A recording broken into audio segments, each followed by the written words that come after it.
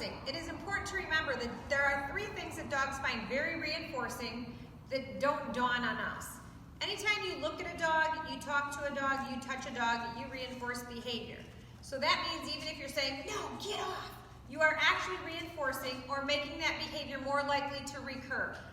Dogs don't speak English, they don't care what you're saying. If you're talking to them, it's attention, and they will take attention like a Kardashian any way they can get it. So it's really important to remember, looking, talking, touching reinforces behavior. If your dog is jumping on people, and like I said, we're doing the no, get off kind of thing, that is reinforcing. So if we want our dog not to jump on people, we need to start rewarding them for keeping 4 feet on the floor, and we can start teaching alternative behaviors. If I have a dog who's doing a lot of jumping, I'll put some treats outside my front door, and I tell my company when you come in, I put my dog on a leash. I'm going to manage the behavior first. I don't want him to practice being a jerk. He will get really good at being a jerk. So I have my dog on a leash, and I say, hey, when you come in the front door, bowl some treats at the dog. His focus is going to go down immediately. He's not going to be jumping on people. Great, now we can work on that. You can teach your dog when company comes in to sit. Yes, good boy. And we can teach an alternative behavior like a hand touch. A hand touch is just a targeting behavior. Some people use this for greetings. Some people like to use it for recall. You can decide what you're going to use it for, but we're going to start working on teaching that. So you put your hand out, just a couple inches in front of the dog's nose.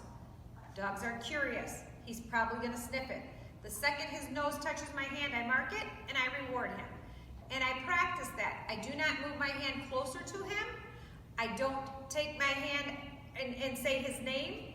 I'm just going to leave my hand there, and if it takes him a while to touch it, so be it.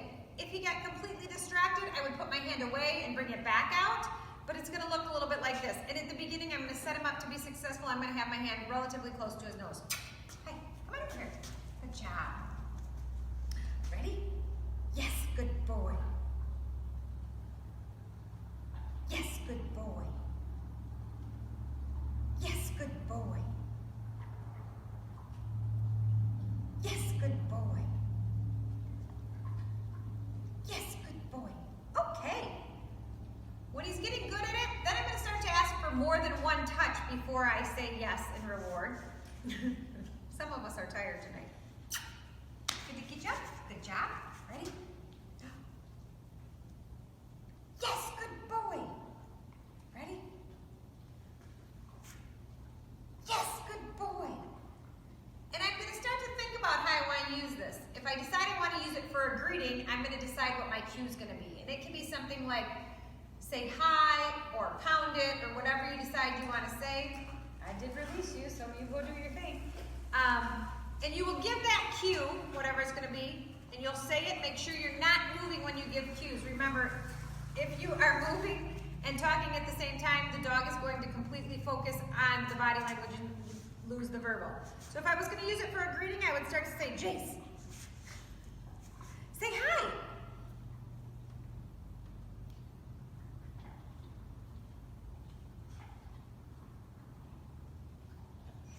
Yes, good boy. And those are the long moments that I talk about where you're going to, Jace, say hi. Yes, good boy. Jace, say hi. Yes, good boy. Okay.